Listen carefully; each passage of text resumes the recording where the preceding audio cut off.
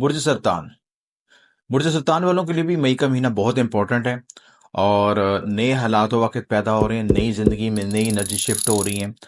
آپ نے اس مہینے کو بہت ایویلیویٹ کر کے کیلکولیٹ کر کے چلنا ہے، اور کسی بھی طرح کے کوئی جذباتی ایموشنل فیصلے سے بچنا ہے،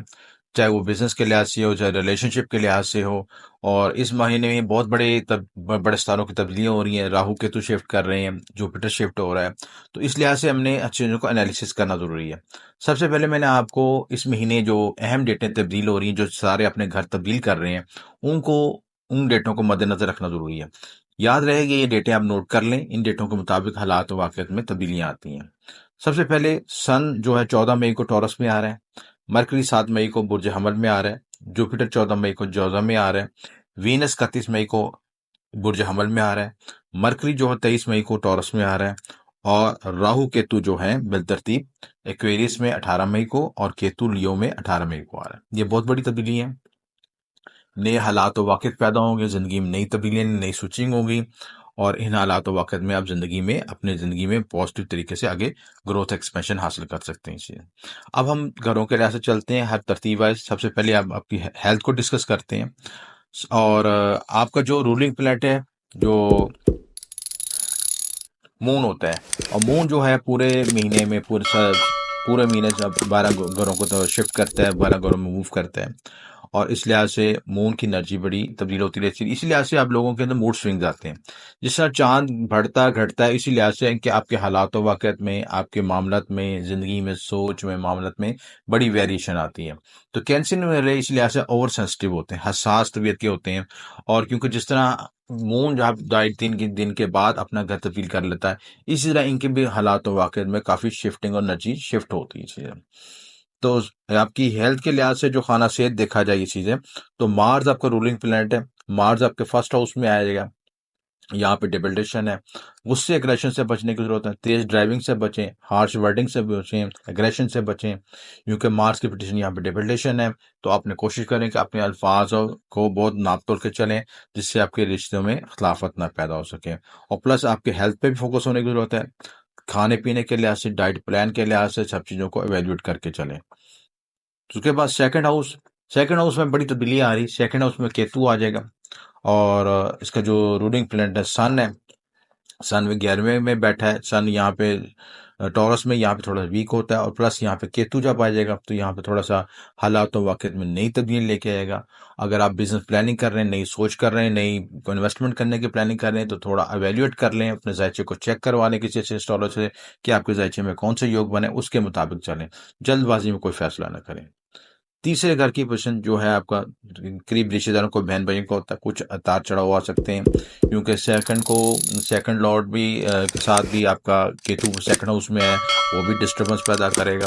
اور اس میں یہ ضرور ایویلیویٹ کریں کہ اپنے لیکوڈ منی، اپنے ذریعہ آمدن، اور پلس آپ کے قریبی رشتے داروں کے ساتھ کچھ بحث مباحثہ اختلافات نہ پیدا ہو سکتا۔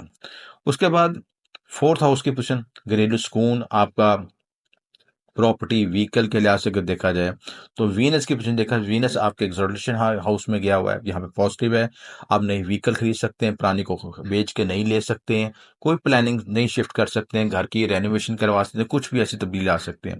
یا آپ ایک جگہ سے دوسری جگہ موو کرنے کی پلاننگ بھی بنا سکتے ہیں۔ پانچویں گھر کی پوزیشن دیکھی جائے، اولاد محبت انعام کے لحاظ سے دیکھا جائے، پانچویں کا لارڈ جو ہے مارس ہے، مارس جو آپ کا ذائچے میں تھوڑا ویک ہے اور ڈپریشن حالت میں، لہٰذا اپنے قریبی رشتے داروں کے ساتھ، اپنے اولاد کے لحاظ سے، اولاد انعام محبت کے معاملات میں متعلق رہیں، جذباتی معاملات میں فیصلے کرتے بہت کیلکولیٹ کو چلیں، جلد بازی میں کوئی جذباتی فیصلہ نہ کریں، مگنی شادی کرتے ہوئے بڑا ایویلیویٹ کر کے چلیں، جلد بازی میں کوئی فیصلہ نہ ہو، آپ سے غلط فیصلہ نہ ہو۔ سیونتھ لارڈ کی پوزیشن، سیونتھ لارڈ آپ کا جو ہے ساتواں گھر، جو آپ کا بزنس کا بھی ہوتا ہے، آپ کے ریلیشن شپ کا بھی ہوتا ہے، شادی ازدواجی کے لحاظ سے، زندگی کے لحاظ سے دیکھیں، وینس اور سیٹرن کا کمبینیشن بنا ہے، اچھا یوگ بنا ہوا ہے، آپ کا ذریعہ آمدن میں اضافہ ہو سکتا ہے، شادی کے یوگ بن رہے ہیں، شادی کی پاسبلٹی بن سکتی ہے، نئے راستے بن سکتے ہیں، نئی کامیابی مل سکتی ہے، اور جو آپ کے ریلیشن شپ پہلے بنے ان کے میں مزید میچیورٹی پیدا ہو سکتی ہے۔ سیٹرن جو ہے میچور پلانٹ ہوتا ہے، یہ ریلیشن شپ میں میچورٹی دیتا ہے، آپ کے اندر زندگی میں ایموشنز کی ساتھ آپ کو وزڈم، اور یہ دیتا ہے کہ آپ نے اسٹیبل ریلیشن شپ کو کس طرح لے کے چلنا ہے۔ تو یہ اچھا کمبینیشن ہے، اگر آپ میچورٹی کے ساتھ اپنے ریلیشن شپ کو لے کے چلتے ہیں تو بہت کامیاب رہیں گے۔ اس کے بعد بیرون ملک سفر کے لحاظ سے دیکھا جائے، سفر کا کمبینیشن جو بن رہا ہے، جوپیٹر جو ہے آپ کا 9 کا لارڈ جو ہے 12 ہاؤس میں بڑا اچھا یوگ بنا ہے، بیرون ملک سفر ہو سکتا ہے، امیگریشن مل سکتی ہے، سارے معاملات میں بینیفٹ ہو سکتا ہے آپ کو چیزیں، اعلیٰ تعلیم کا سفر کر سکتے ہیں، بزنس پلاننگ کر سکتے ہیں، بزنس گروتھ ہو سکتی ہے، آپ روحانی سفر کر سکتے ہیں اور حج عمرہ زیارتیں کر سکتے ہیں، پلس آپ کو جو ہے کوئی اچھا گرو مینٹور مل سکتا ہے جو آپ کی زندگی میں آپ کو گائیڈ لائن دے سکے، ڈرائیو کر سکے چیزیں۔ 11ویں گھر کی پوزیشن بھی اچھی ہے، سن ہاؤس میں، 11th ہاؤس میں آپ نے جو ایفرٹس کی ہیں وہ آپ کو مل سکیں گے، ان کا رزلٹ مل سکے گا۔